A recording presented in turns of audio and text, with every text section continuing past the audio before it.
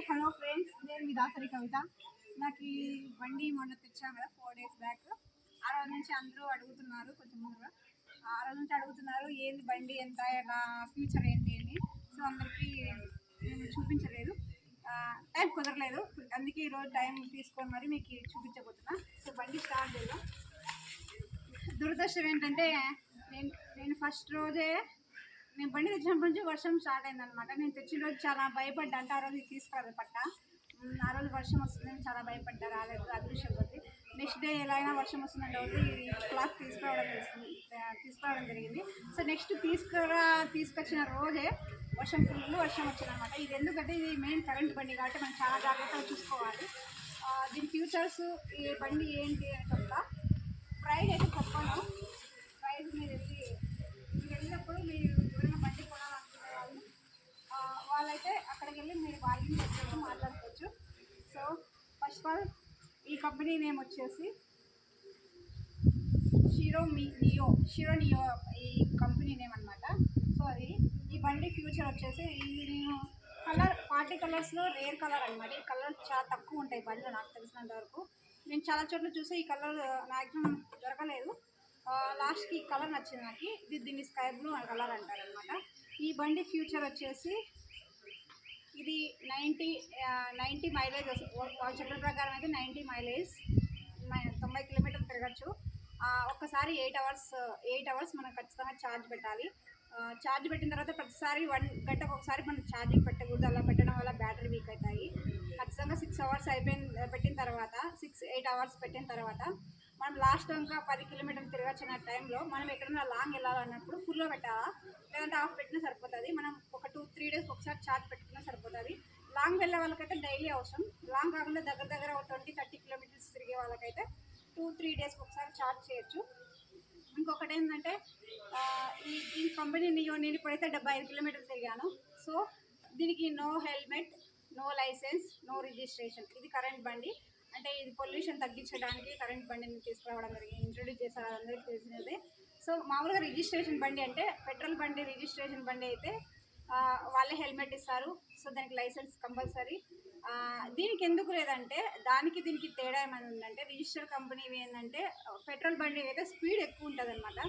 అంత స్పీడ్ ఎక్కువ ఉంటుంది కాబట్టి దానికి అన్ని విధాలుగా తీసుకోవాలి. దీనికి ఎందుకు no licence, no petrol, no helmet అనేది ఎందుకంటే ఈ బండి స్టార్టింగ్ అంటే 3 స్టెప్స్ ఉంటాయి. దీనికి మామూలుగా 3 గేర్లు ఉంటాయి.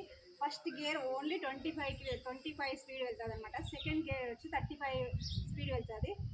థర్డ్ గేర్ వచ్చి 45. ఇది లాస్ట్ 3 గేర్లు వెళ్ళినా కూడా లాస్ట్ గేర్లో వెళ్ళినా మినిమం 45 స్పీడ్తో పోతుంది అనమాట. కాబట్టి ఇది పెద్దగా దీనివల్ల అయితే డ్యామేజ్ అయితే ఏం లేదు. అంటే 25లో వెళ్ళినా కూడా మనం ఒకవేళ పడినా కూడా మనకి ఏం కాదు, ఎందుకంటే స్లోగా అవుతుంది.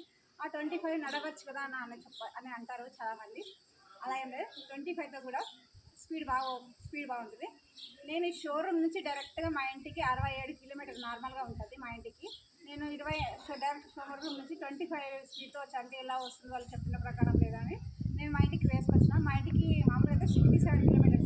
ఈ బండి ప్రకారం, బ్యాటరీ ప్రకారం నాకు 50 కిలోమీటర్లు అయిపోయినట్లు చూపించింది. మళ్ళీ నేను ఇంకా 40 కిలోమీటర్లు తిరగచ్చు అని చూపించింది అనమాట.